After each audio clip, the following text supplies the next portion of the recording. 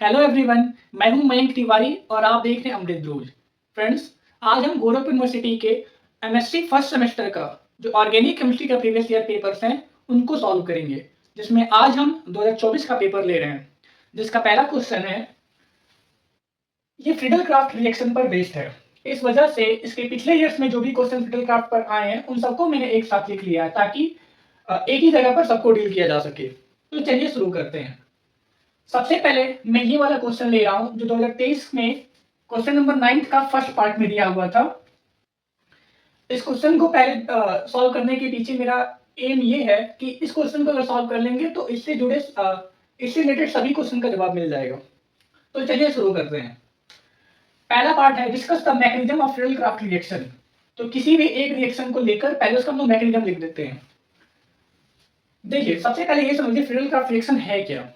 तो Friedel craft reaction electrophilic aromatic substitution reaction का ही part है।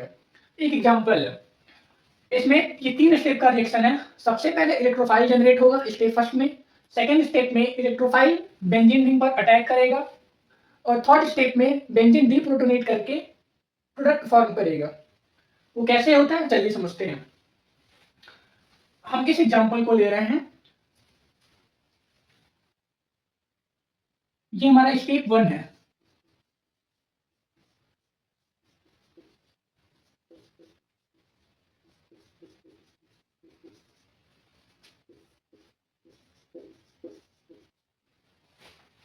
तो देखिए, ये दोनों मिलकर हमारा इलेक्ट्रोफाइल जनरेट करेंगे।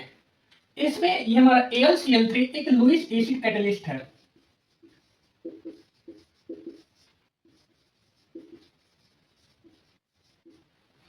लुईस एसिड क्या होता है? जो इलेक्ट्रॉन पेयर को एक्सेप्ट करे उसको हम लुईस एसिड कहते हैं। यहाँ पर इसके पास इलेक्ट्रॉन की कमी है। एल्युमिनियम के साथ 3 हाईली इलेक्ट्रोनेगेटिव एटम क्लोरीन जुड़ा हुआ है। इस वजह से इसके ऊपर पार्शियल पॉजिटिव चार्ज है। और यहाँ पे हमारा जो क्लोरीन है इसके पास लोन पेयर ऑफ इलेक्ट्रॉन है, जिसकी वजह से इसके पास इलेक्ट्रॉन एक्सेस में है और इसके पास इलेक्ट्रॉन की कमी है। तो ये अपना इन दोनों के बीच इंटरेक्शन होगा और फाइनली क्लोरीन अपना इलेक्ट्रॉन पेयर इसको डोनेट करेगा, जिसकी वजह से इन दोनों के बीच बॉन्डिंग होगी। और क्योंकि क्लोरीन का इलेक्ट्रॉन एल्युमिनियम के पास गया हुआ है, इस वजह से क्लोरीन पर पॉजिटिव चार्ज आ जाएगा।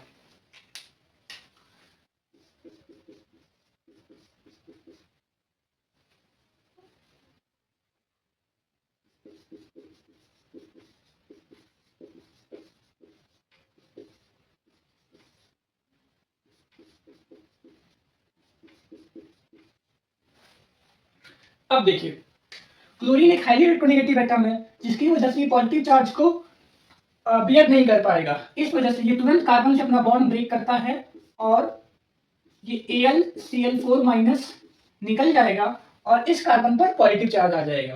क्योंकि जब ये बॉन्ड ब्रेक हुआ तो ये कार्बन का भी इलेक्ट्रॉन अपने पास लेके चला गया। तो यहाँ पे जो हमारा कार्बोकेटाइन बना,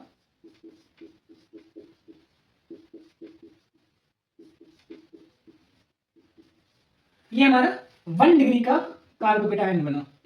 हम जानते हैं कि 1 डिग्री का कार्बोकेटाइन लेस स्टेबल होता है। इस वजह से यहाँ पे कार्बोकेटाइनिक रीअरेंजमेंट होगा और फाइनली यहाँ पर 1,2 मिथाइल शिफ्ट होगा। यहाँ पे ये मिथाइल ग्रुप इस पोजीशन पर आ जाएगा, जिसकी वजह से इस कार्बन पर पॉजिटिव चार्ज आएगा। ध्यान रहे, जब भी रीअरेंजमेंट होगा ना तो ये अपना इलेक्ट्रॉन लेकर जाएगा।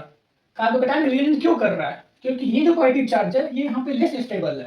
तो जब ये अपना इलेक्ट्रॉन लेकर जाएगा इसके पास, तभी तो ये स्टेबलाइज होगा और ये पॉजिटिव चार्ज इसके पास आ जाएगा। क्यों? क्योंकि जब ये मिथाइल शिफ्ट होगा तो ये इस कार्बन का इलेक्ट्रॉन अपने साथ लेके जाएगा। तो यहाँ पर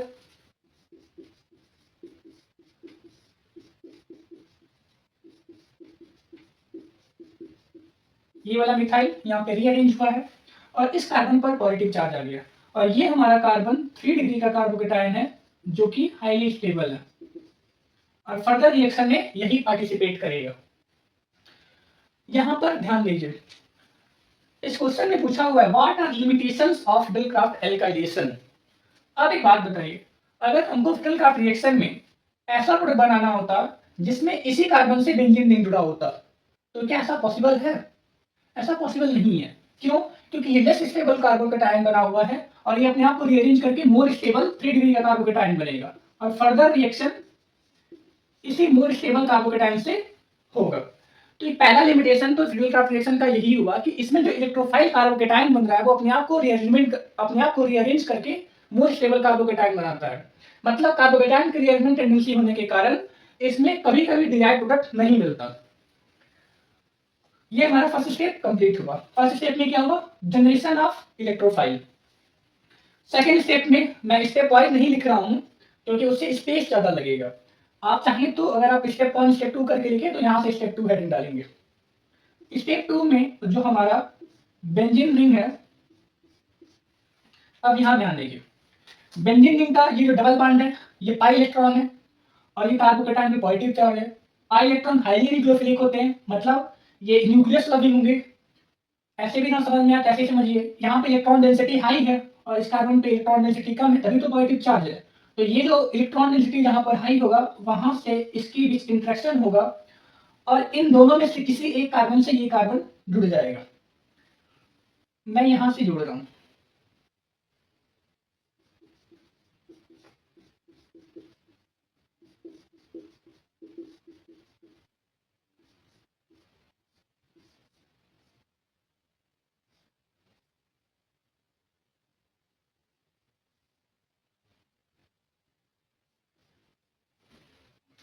यहां देखिए, ये डबल बॉन्ड बना है, इस डबल बॉन्ड में इन दोनों कार्बन के इलेक्ट्रॉन है, लेकिन जब ये इलेक्ट्रॉन पेयर इससे इंटरेक्ट किया और उसके बाद जो बॉन्ड बना, तो बॉन्ड बनने में 2 इलेक्ट्रॉन की जरूरत है। तो इस कार्बन से जब ये बॉन्ड बना तो ये इसका भी इलेक्ट्रॉन इसके साथ मतलब बॉन्डिंग में यूज हो गया, जिसकी वजह से इस कार्बन पर पॉजिटिव चार्ज आ जाएगा। अब देखिए, फर्दर आप क्या कर सकते हैं, इसमें रेजोनेंस दिखा सकते हैं और इसके तीनों केमिकल फॉर्म बनाकर दिखा सकते हैं, मतलब इलेक्ट्रॉन पेयर का डीलोकलाइजेशन। जब ये इलेक्ट्रॉन यहाँ पर आएगा ये पॉजिटिव चार्ज यहाँ आ जाएगा। फर्दर केमिकल फॉर्म में जब ये इलेक्ट्रॉन यहाँ आएगा पॉजिटिव चार्ज यहाँ आ जाएगा और फाइनली एक रेजोनेंस हाइब्रिड बनेगा। और स्टेप थर्ड में हम फाइनली डिप्रोटोनेशन करा के प्रोडक्ट दिखाएंगे, लेकिन वो सब मैं नहीं कर रहा हूँ। इसके सेकंड स्टेप यहाँ कंप्लीट हो गया। थर्ड स्टेप में इस यहाँ ध्यान दीजिए, बेंजीन एक एरोमेटिक कंपाउंड है, लेकिन इलेक्ट्रोफाइल के अटैक होने की वजह से इसका एरोमेटिसिटी लॉस हो गया। इस वजह से ये स्टेप स्लो भी होता है और यही डिटरमाइनिंग स्टेप भी है। अब एरोमेटिसिटी गेन करने के लिए ये जो हाइड्रोजन है ये अपने इलेक्ट्रॉन को लूज करके प्रोटॉन की फॉर्म में H+ की फॉर्म में ये डीप्रोटोनेट करेगा और फाइनली बेंजीन अपना एरोमेटिसिटी गेन करेगा और साथ में ये प्रोडक्ट बन जाएगा।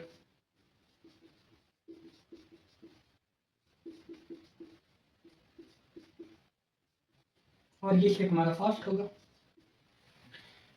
क्या ये H+ अपने आप हो जाएगा? जवाब है नहीं। यहाँ पे जो हमारा AlCl3 माइनस इस स्टेप में निकला था AlCl4, ये AlCl4 ही इस प्रोटॉन पे अटैक करेगा और यहां से HCl और AlCl3 बाहर निकलते हैं। अब यहाँ एक चीज ध्यान दीजिए, जो लुईस एसिड कैटलिस्ट स्टार्टिंग में हम लोग लिए थे प्रोडक्ट के साथ साथ फाइनली वो भी रीजनरेट हो गया। तो क्या लुईस एसिड कैटलिस्ट रिएक्शन में कंज्यूम हुआ? देखिए पार्टिसिपेट तो किया है लेकिन रिएक्शन में कंज्यूम नहीं हुआ। स्टार्टिंग में वो इलेक्ट्रोफाइल जनरेट करने के लिए उसका रोल आया और लास्ट में जब प्रोडक्ट बना तो दोबारा से AlCl3 रीजनरेट हो गया। तो यहाँ पे जो सेकंड पार्ट है क्वेश्चन का कि explain why only small amount of aluminium chloride is used, तो हम इससे ये एक्सप्लेन कर सकते हैं कि AlCl3 का रोल क्या है यहाँ पे। यहाँ पे ये लुईस एसिड एक कैटलिस्ट की तरह बिहेव कर रहा है और कैटलिस्ट रिएक्शन में कंज्यूम नहीं होता, इसी वजह से हमें सिर्फ और सिर्फ स्मॉल अमाउंट ही रिक्वायर्ड होगा सिर्फ और सिर्फ इलेक्ट्रोफाइल जनरेट करने के लिए। तो सेकेंड पार्ट यहाँ एक्सप्लेन हो गया। थर्ड पार्ट में एक लिमिटेशन हम लोग ये पढ़े हैं कि इलेक्ट्रोफाइल जो फ्यूल क्राफ्ट रिएक्शन का जो इलेक्ट्रोफाइल कार्बोकेटाइन है उसमें रीअरेंजमेंट की टेंडेंसी होती है, जिसकी वजह से कई बार हमें डिजायर्ड प्रोडक्ट नहीं मिलता। जैसे हम क्या एक्सपेक्ट कर रहे थे कि कार्बोकेटाइन यहां बनेगा और बेंजीन पे अगर कार्बोकेटाइन यहां बनता तो ये बॉन्ड यहां अटैक करता और हम इस कार्बन से बॉन्ड बनता। ऐसा होगा नहीं, मैं बना के दिखा दे रहा हूं, इधर शायद कैमरे में ना आए, इधर दिखा दे रहे हैं।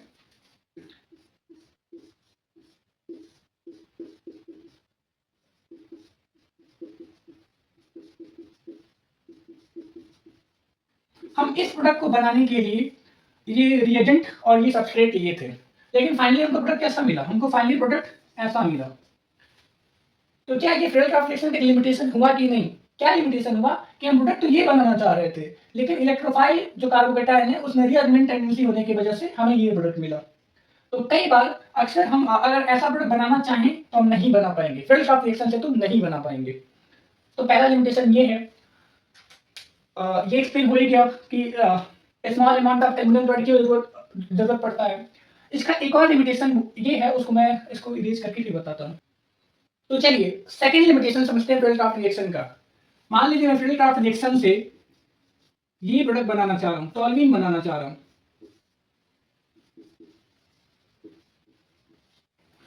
और अकॉर्डिंगली हम जो सबस्ट्रेट और रिएजेंट चूज किए, बेंजीन लिए, मिथाइल क्लोराइड और AlCl3 लुईस एसिड कैटलिस्ट लिए।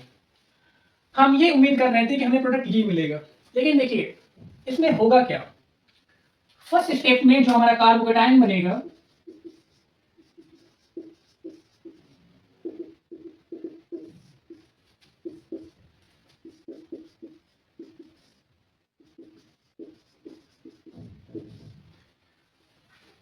हमारा मिथाइल कार्बोकेटायन बना है, जो कि हाईली अनस्टेबल है।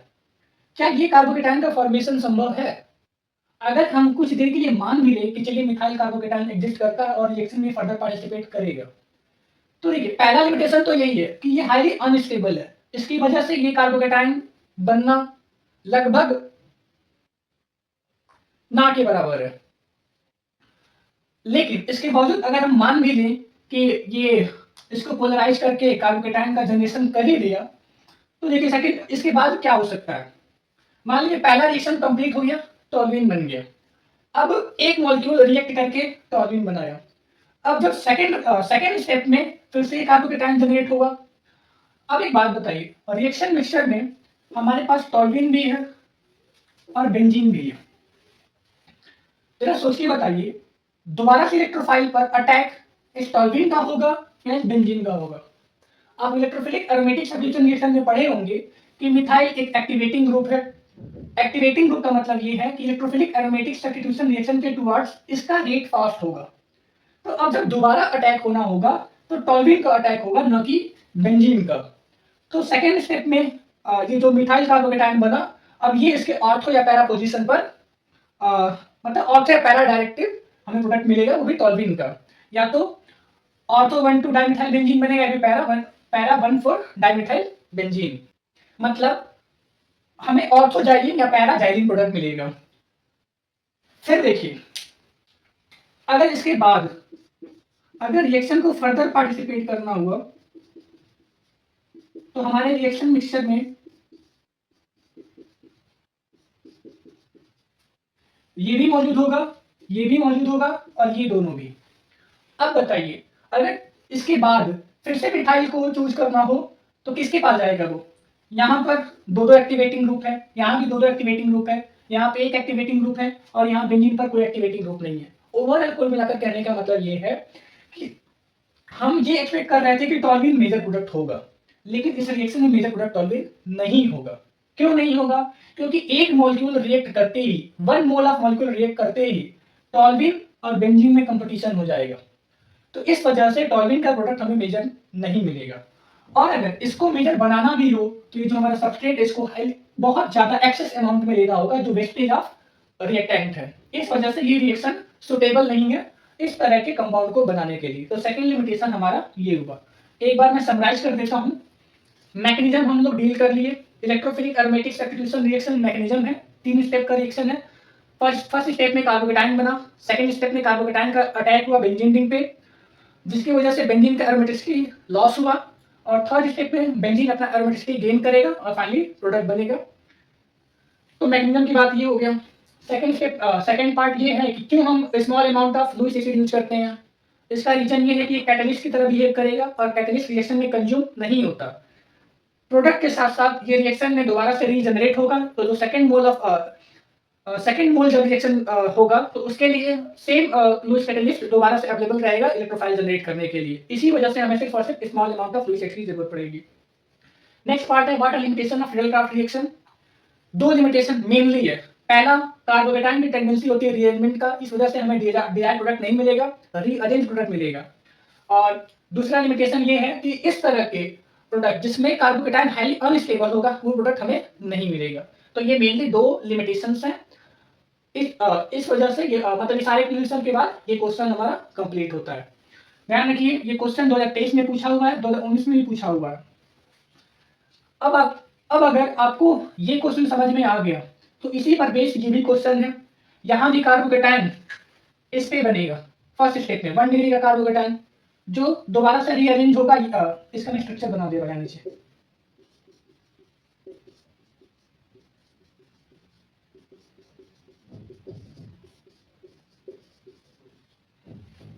अब देखिए, इसमें भी फर्स्ट स्टेप में कार्बोकेटाइन यहां बनेगा और दोबारा से ये मिथाइल रीअरेंज करेगा और फाइनली जो प्रोडक्ट बनेगा, मिथाइल जब ये रीअरेंज करेगा तो पॉजिटिव चार्ज यहां आएगा और फाइनली बेंजीन इस वाले कार्बन से जुड़ेगा तो हमारा प्रोडक्ट ये बन जाएगा। अब वो मैकेनिज्म भी समझ में आ गया। तो ये भी कंप्लीट हो गया। ये तो सेमी क्वेश्चन है, ये भी कंप्लीट हो गया।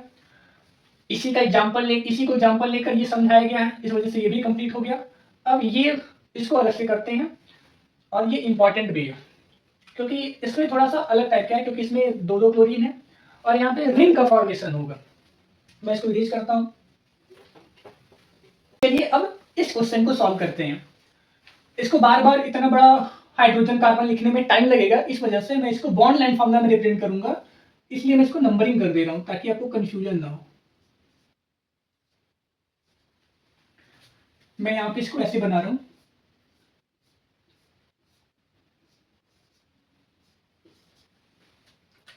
मैं नंबरिंग कर दूं ताकि आपको कंफ्यूजन ना हो। 1 2 3 4 5 6।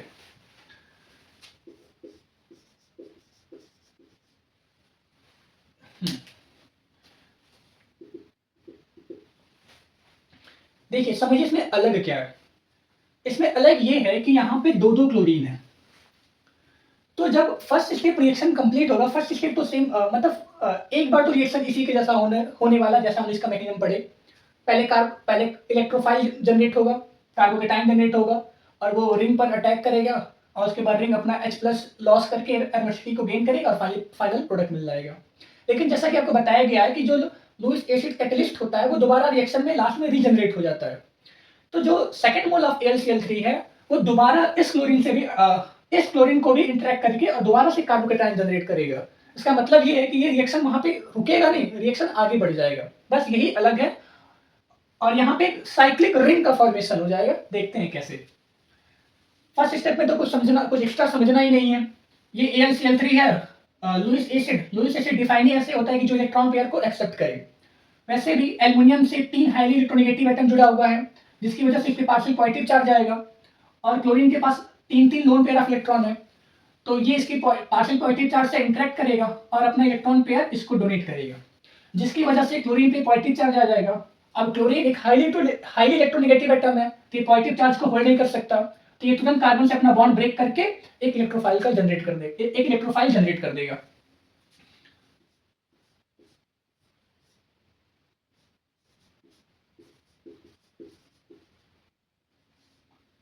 AlCl इलेक्ट्रॉन पेयर को एक्सेप्ट किया, इसमें से इस पे नेगेटिव चार्ज और क्लोरीन पे पॉजिटिव चार्ज। अच्छा, आप में से कोई ये बता सकता है कि ये जो नेगेटिव चार्ज है ये किस पे है, मतलब कि एल्युमिनियम पे कि क्लोरीन पर? किसी को पता हो तो कमेंट बॉक्स में बताना, नहीं तो अगले वीडियो में हम इसको भी डील करेंगे, इसको भी जानेंगे। तो ये क्लोरीन पे पॉजिटिव चार्ज आ गया, कि तुरंत बॉन्ड ब्रेक करेगा, ये AlCl4 माइनस निकल गया और यहाँ पे हमारा एक इलेक्ट्रोफाइल का जनरेशन हुआ। जैसे फर्स्ट स्टेप में यहाँ पे इलेक्ट्रोफाइल जनरेट हो रहा था, यहाँ पे इलेक्ट्रोफाइल जनरेट हुआ। सेकेंड स्टेप में दोबारा से बेंजीन पे अटैक होगा। कैसे अटैक होगा वो समझते हैं। बेंजीन का ये पाई इलेक्ट्रॉन डीन्यूक्लियाइड पाई इलेक्ट्रॉन है, हाईली न्यूक्लियोफिलिक होता है। न्यूक्लियोफिलिक का मतलब nucleus loving, positive charge loving. Electron density यहाँ ज्यादा है, ये पॉजिटिव चार्ज से इंटरेक्ट करेगा तो यहाँ पे होगा क्या, इन दोनों में से किसी एक कार्बन से ये वाला कार्बन जुड़ जाएगा। मैं नंबरिंग कर दे रहा हूं ताकि कंफ्यूजन ना हो। 1 2 3 4 5 6।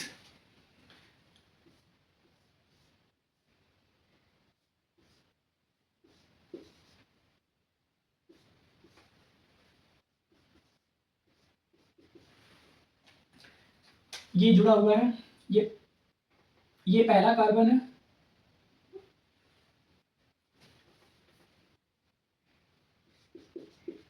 ये पहला कार्बन है, ये दूसरा कार्बन है, दूसरे कार्बन से ये बेंजीन जुड़ा हुआ है, ये तीसरा कार्बन, ये फोर्थ वाला, ये फिफ्थ और ये सिक्स्थ, और यहाँ हमारा क्लोरीन जुड़ा हुआ है। तो सेकेंड स्टेप में उसमें भी यही हो रहा था। और इसके बाद ये हाइड्रोजन, जो ये AlCl4 माइनस है,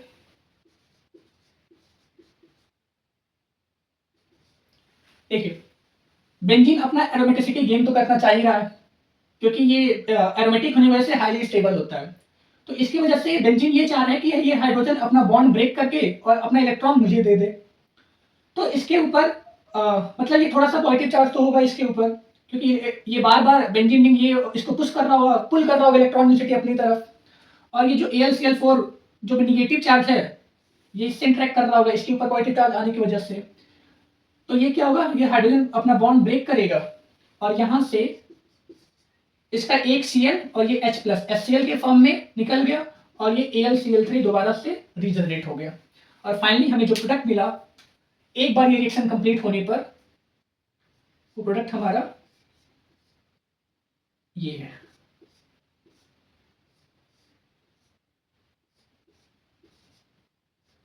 फर्स्ट स्टेप में हमें ये प्रोडक्ट मिला, लेकिन ये रिएक्शन यहाँ पे रुकेगा नहीं, क्योंकि यहाँ पे अभी भी क्लोरीन मौजूद है, इलेक्ट्रॉन रिच सेंटर, और लुईस एसिड दोबारा से रीजनरेट हो गया है।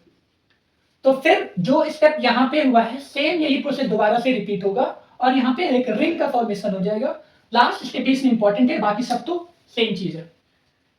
यहाँ पे फिर से क्लोरीन इससे इंटरेक्ट किया, इलेक्ट्रोफाइल जनरेट करेगा,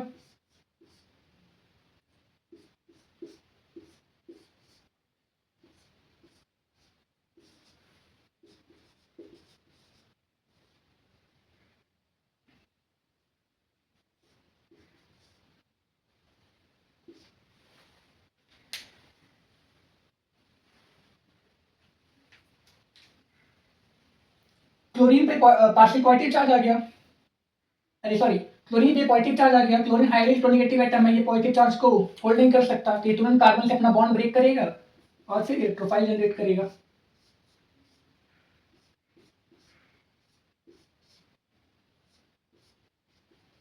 यहाँ पे 2 डिग्री का एक इलेक्ट्रोफाइल जनरेट हुआ, कार्बोकेटाइन जनरेट हुआ। इसके नीचे दिखेगा नहीं, इस वजह से मैं ऊपर मिटा रहा हूं।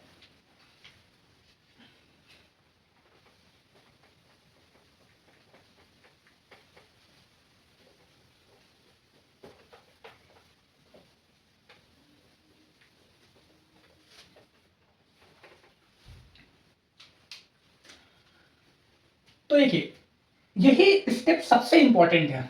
इसमें क्या समझना है कि अब जब ये इलेक्ट्रॉन पे ये जो डबल बॉन्ड है, अब जब ये इस पॉजिटिव चार्ज से इंटरेक्ट करेगा, तो जो रिंग का फॉर्मेशन होगा वो इस कार्बन से होगा या इस कार्बन से, और क्यों, तो देखिए समझते हैं।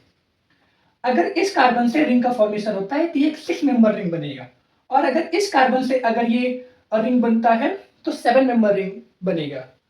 और अगर आपको पता है तो ठीक, नहीं तो अभी जान लीजिए, 7 मेंबर के कंपैरिजन में 6 मेंबर रिंग ज्यादा स्टेबल होता है। क्यों? रिंग स्ट्रेन होने के कारण। आप पढ़े होंगे बेयर स्ट्रेन थ्योरी, नहीं पढ़े होंगे तो फिलहाल के लिए याद रखिए कि 6 मेंबर रिंग 7 मेंबर से ज्यादा स्टेबल होता है। आगे हम लोग किसी और वीडियो में डिस्कस कर लेंगे ऐसा क्यों होता है। तो यहाँ पे जो हमारा प्रोडक्ट बना, नेक्स्ट स्टेप में वो एक 6 मेंबर रिंग का फॉर्मेशन हुआ,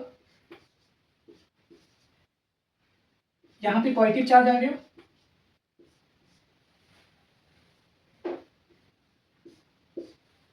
और फिर लास्ट स्टेप में रिंग अपना ये बेंजीन रिंग ये रिंग अपना एरोमेटिसिटी गेन करना चाहेगा, तो फिर क्या निकल जाएगा, HCl और AlCl3।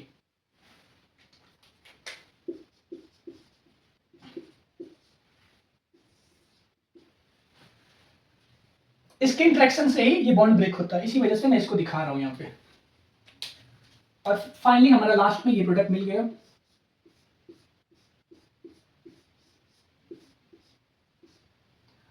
अब इसमें कोई इलेक्ट्रॉन सेंटर तो बचा नहीं है, इस वजह से जो लोइस एसिड कैटलिस्ट जनरेट भी हुआ तो फर्दर रिएक्शन में पार्टिसिपेट नहीं कर पाएगा, और ये हमारा फाइनल प्रोडक्ट हुआ। तो इसलिए जो रिंग का फॉर्मेशन हुआ यही, इसीलिए रिएक्शन इंपॉर्टेंट है। और देखिए इस स्टेप में हम लोग पढ़े, इस क्वेश्चन में हम लोग पढ़े थे लास्ट पार्ट में, what are limitations of Friedel Crafts alkylation. तो जब स्मॉलर इलेक्ट्रोफाइल जनरेट हो रहा है, मतलब 1-2 कार्बन का, तो हाईली अनस्टेबल होगा। और जब लार्जर या बिगर इलेक्ट्रोफाइल जनरेट हो रहा है, मतलब 3 से ज़्यादा कार्बन का, तो उसमें रीअरेंजमेंट आ जा रहा है। तो कुल मिलाकर फिडलक्राफ्ट एल्काइलेशन तो एक तरह से बेकार रिएक्शन हो गया। 1-2 कार्बन का रिएक्शन, 1-2 कार्बन का प्रोडक्ट मिलेगा नहीं, 1-2 कार्बन के साइड चेन का प्रोडक्ट, क्योंकि वो हाईली अनस्टेबल होगा, इसमें से उसका प्रोडक्ट यील्ड कम होगा। और जिसमें नंबर ऑफ कार्बन 3 से ज़्यादा होंगे उसमें रीअरेंजमेंट हो जाएगा, तो जो डी प्रोडक्ट वो मिलेगा नहीं। तो फिडलक्राफ्ट एल्काइलेशन का फायदा ही क्या हुआ? तो फिडलक्राफ्ट एल्काइलेशन का जो सबसे बेस्ट एप्लीकेशन है वो इस तरह के एक तरह का साइड रिंग जनरेट करने में है। और कैसे होता है ये आप देख लेंगे, इसका बहुत एप्लीकेशन है, हम लोग अलग अलग रिएक्शन में पढ़ेंगे, और जहाँ भी पढ़ेंगे वहाँ पे मैं ये बात आपको याद भी दिलाऊंगा। तो ये वीडियो वैसे 20-25 मिनट का हो गया होगा, और मुझे नहीं लगता कि इससे ज़्यादा लंबा वीडियो बनाना ठीक होगा। तो इस वजह से फिलहाल इतना ही रखते हैं, इसके बाद नेक्स्ट वीडियो में डिस्कस करेंगे। Thank you.